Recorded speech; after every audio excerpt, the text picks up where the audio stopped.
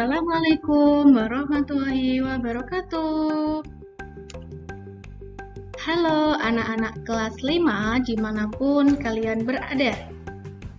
Kembali lagi dengan channel YouTube Pembelajaran SD Kota Semarang. Nah, sebelum kita memulai pembelajaran hari ini, marilah kita berdoa menurut kepercayaan dan agama masing-masing. Berdoa dimulai.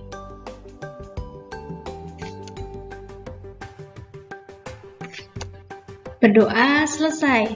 Semoga dengan berdoa kita diberikan kemudahan, kelancaran, kebermanfaatan ilmu pengetahuan yang kita pelajari pada hari ini. Nah, di masa pandemi ini, kita harus selalu mematuhi protokol kesehatan anak-anak. Caranya dengan 3M. Masih ingat kan? Mencuci tangan, memakai masker, dan menjaga jarak. Semoga dengan kita selalu disiplin, mematuhi protokol kesehatan, kita bisa terhindar dari virus COVID-19.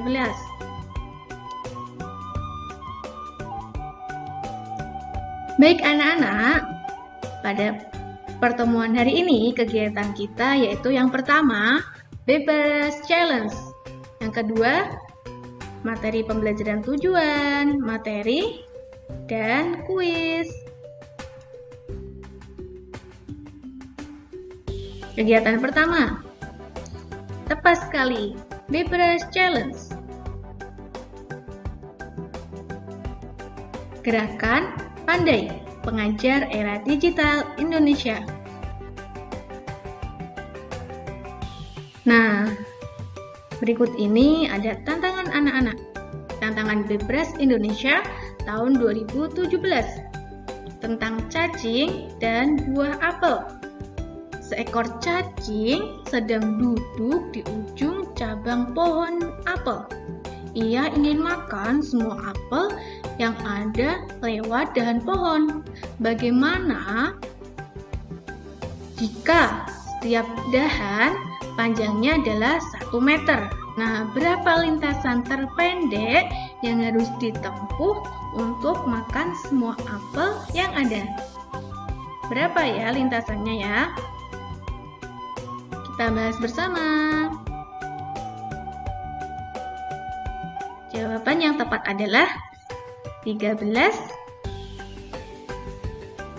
Nah, caranya yaitu yang pertama, langkah pertama 1, naik 2, 3, turun 4, 5, memasuki dahan kedua 5, 6, 7, 8, 9, apel ketiga 10, 11, 12, memasuki apel keempat 13. Nah, mudah kan?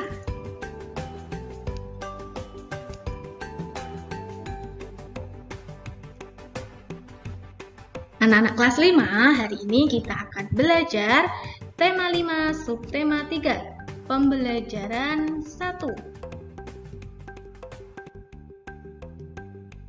Tujuan pembelajarannya yaitu yang pertama, anak-anak bisa menentukan pokok pikiran dari sebuah bacaan non-fiksi. Yang kedua, menemukan hubungan antara rantai makanan dan jaring-jaring makanan.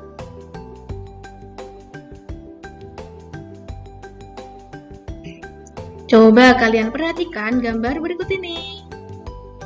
Semua makhluk hidup memerlukan makhluk hidup lain untuk mempertahankan hidup. Makanan dan sumber energi lain menjadi salah satu faktor penting terjadinya saling kebergantungan antar makhluk hidup.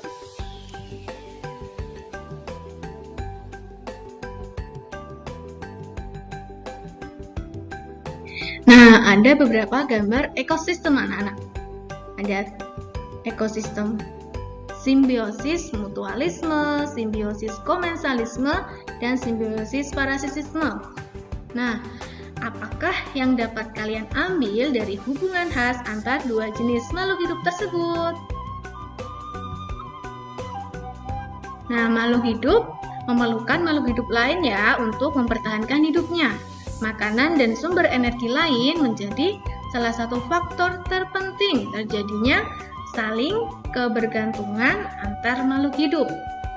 Nah, bentuk kebergantungan antar makhluk hidup diperlihatkan dalam rantai makanan dan jaring-jaring makanan. Lalu, bagaimana peran rantai makanan dan jaring-jaring makanan dalam ekosistem?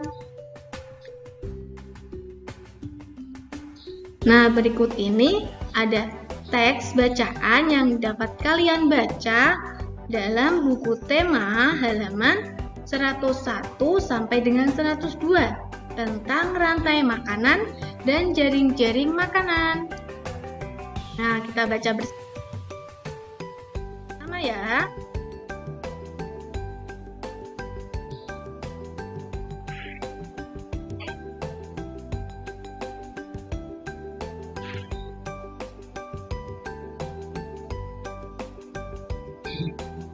Sumber Scott Forestman Science 2009 IPA Khairul Amin 2010. Nah, dari bacaan tersebut, paragraf teks bacaan tentang rantai makanan dan jaring-jaring makanan, kita bisa mencari kosakata baru anak-anak. Apa itu kosakata baru? Kosakata yang belum kita ketahui makna ataupun artinya. Caranya bagaimana? Yang pertama, bawahilah beberapa kosakata baru dari bacaan. Yang kedua, kata-kata tersebut kalian catat. Yang ketiga, kalian mencari arti kosakata dalam Kamus Besar Bahasa Indonesia atau KBBI. Nah, KBBI sendiri dapat kita cari dalam kamus ataupun secara daring dalam mesin pencarian Google. Nah, yang keempat, gunakan kata tersebut untuk menyusun dua kalimat lengkap.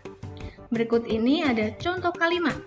Konsumen yang memakan hewan sebagai sumber energinya dinamakan karnivor. Nah, untuk konsumen, anak-anak sudah paham ya? Nah, di sini ada energi. Energi itu apa ya? Kita cari di KBBI. Nah, Ibu contohkan KBBI daring. Ibu temukan, Ibu cari di dalam mesin pencarian Google. Nah, setelah itu kita ketikkan. Setelah kita bisa membuka web KBBI daring, kita tuliskan kosakata yang akan kita cari. Tadi Ibu mencari kosakata energi.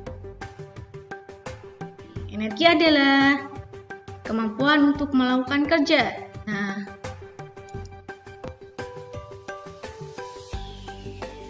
setelah kita tahu kosakata tersebut, kita akan menjadi paham saat menentukan ide pokok dalam sebuah paragraf atau teks bacaan. Nah, selanjutnya kita akan membuat peta pikiran. Nah, dari bacaan kita bisa menemukan pokok pikiran utama pada setiap paragraf. Nah, dengan cara menemukan kata kunci dari setiap paragraf dan menggunakannya untuk membuat cabang utama pada peta pikiran. Nah, kemudian temukan informasi penting dari setiap paragraf dan gunakan untuk melengkapi cabang utama dari setiap paragraf yang telah kita buat. Berikut ini ada contohnya.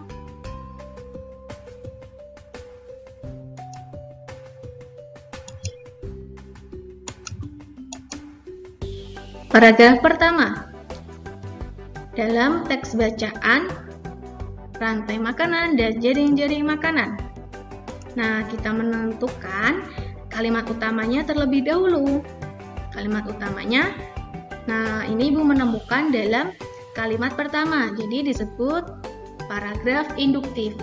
Kalimat utamanya adalah kebergantungan antar makhluk hidup dan lingkungannya menjadi bagian dari kehidupan di dalam sebuah ekosistem. Nah, ide pokoknya yaitu kebergantungan antar makhluk hidup. Nah, informasi pentingnya apa saja? Di sini dijelaskan ada hewan, tumbuhan, makhluk hidup yang dapat membuat makanan sendiri disebut produsen. Kedua, makhluk hidup yang memakan makanan tanpa bisa membuat sendiri disebut konsumen. Beberapa jenis konsumen memakan tumbuhan. Konsumen ini dinamakan herbivore. Nah, konsumen yang memakan hewan disebut carnivore. Ada juga konsumen yang memakan hewan ataupun tumbuhan disebut omnivore. Nah, dari kata-kata kunci dari setiap kalimat utama dari informasi penting dapat kita buat menjadi peta konsep atau peta pikiran. Nah, berikut ini adalah peta pikirannya. Untuk paragraf pertama, ketergantungan antar makhluk hidup. Ada produsen, ada konsumen. Konsumen dibagi menjadi 3, herbivore, carnivore, dan omnivore. Dengan adanya peta pikiran akan mempermudah anak-anak untuk memahami, mengingat tentang suatu teks bacaan.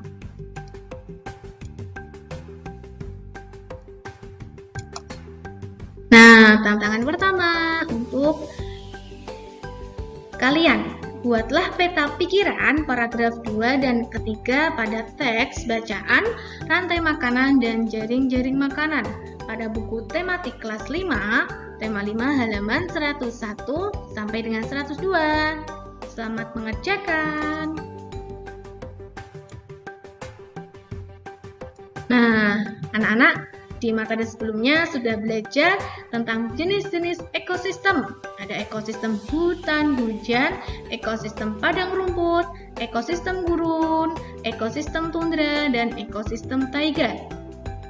Nah, dari jenis ekosistem yang ada di dunia, kalian telah mengetahui ada hubungan khas yang terjadi di dalam sebuah ekosistem. Rantai makanan pada setiap ekosistem dapat merupakan hubungan khas di dalam ekosistem tersebut. Nah, hubungan dimakan dan memakan di dalam ekosistem dipengaruhi oleh komponen ekosistem yang ada di dalam ekosistemnya. Nah, sebelum kita memahami rantai makanan dan dalam ekosistem, kita pelajari dulu ya. Rantai makanan adalah hubungan yang khas antar sekelompok produsen dan konsumen. Jaring-jaring makanan merupakan kumpulan beberapa rantai makanan dalam suatu ekosistem. Ada produsen yaitu si pembuat makanan, makhluk hidup yang membuat makanan. Konsumen itu apa? Makhluk hidup yang memakan makanan tanpa bisa membuat sendiri. Lalu ada herbivore. Konsumen herbivore adalah jenis konsumen yang memakan tumbuhan. Carnivore, konsumen yang memakan hewan. Omnivore, konsumen yang memakan tumbuhan maupun hewan. Nah, setelah itu kita akan memahami jaring-jaring makanan pada sebuah ekosistem. Di sini ada ekosistem gurun. Di gurun, produsennya anak-anak biasa sudah pernah melihat kartun OSIS. Nah, di situ ada tumbuhan khas, yaitu kaktus. Nah, di sini ada belalang, ada burung, ada tikus, ada kelinci gurun.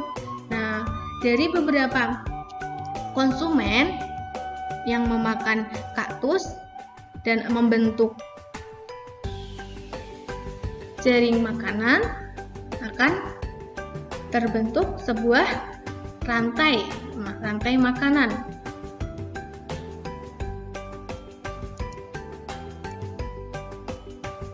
Nah, selanjutnya adalah jaring makanan pada ekosistem laut. Nah, dari laut ada fitoplankton, rumput laut, zooplankton, kepiting. Nah, ini akan membentuk sebuah jaring-jaring makanan dari beberapa rantai makanan. Selanjutnya ada jaring-jaring makanan pada ekosistem buatan. Sawah ada, di sini ada padi, ada pohon. Produsennya. Lalu untuk konsumennya ada konsumen yang memakan tumbuhan, konsumen 1, ada tikus, ada belalang, ada ulat. Konsumen 2 itu yang memakan hewan. Di sini ada ular, di sini juga ada ayam, ada katak. Nah, konsumen 3 ada burung elang. Dan dari beberapa rantai makanan membentuk jaring-jaring makanan dalam ekosistem. Di sini adalah ekosistem sawah.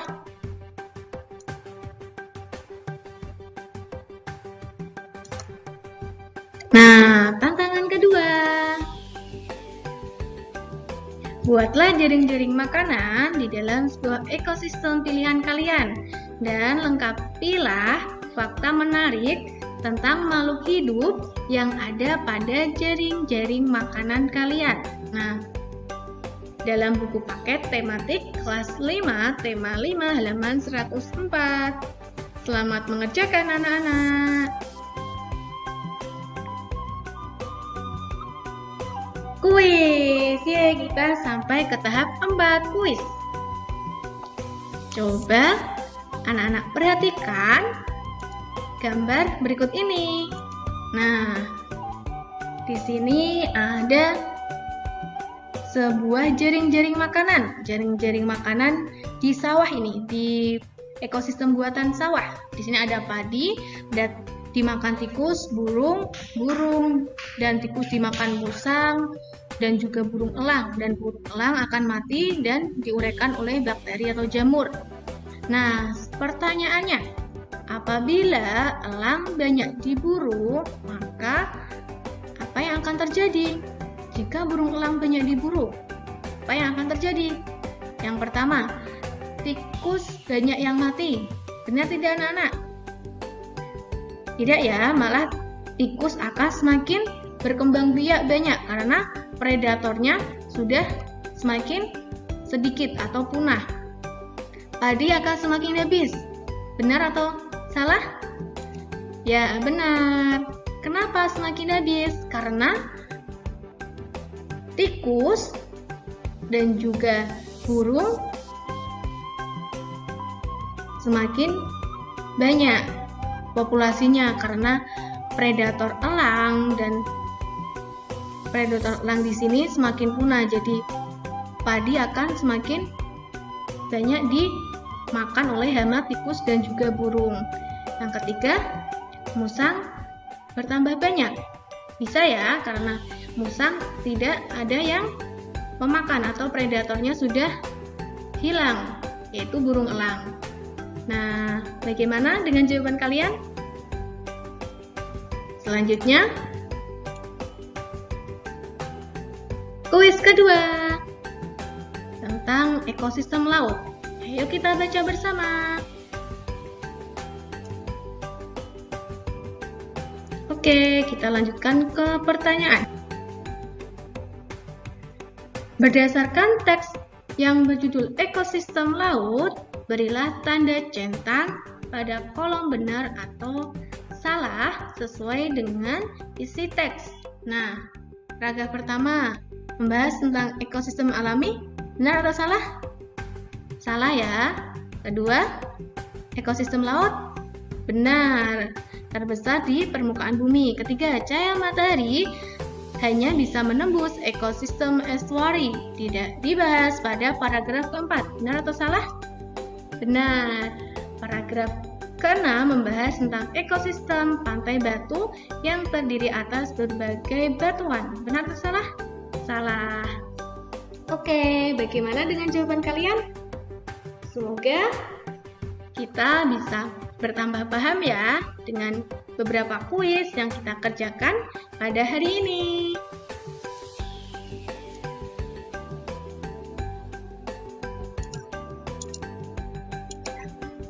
Baik anak-anak, sudah sampai di penghujung pembelajaran. Pada pembelajaran hari ini, kita sudah belajar tentang menentukan pokok pikiran dari sebuah bacaan non-fiksi. Yang kedua, menemukan hubungan antara rantai makanan dan jaring-jaring makanan. Nah, semoga apa yang kita pelajari pada hari ini bisa bermanfaat untuk kita dan memahamkan kalian untuk mempelajari materi selanjutnya.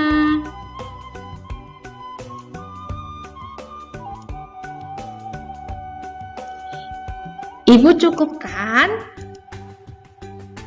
apabila ada kesalahan dan tutur kata dalam penyampaian materi, Ibu mohon maaf. Tetap menjaga protokol kesehatan. Selamat belajar dari rumah, semangat membantu orang tua kalian, semangat membantu keluarga kalian, dan tentunya kalian harus tetap semangat untuk belajar. Ibu cukupkan, kurang lebihnya mohon maaf. Wassalamualaikum warahmatullahi wabarakatuh.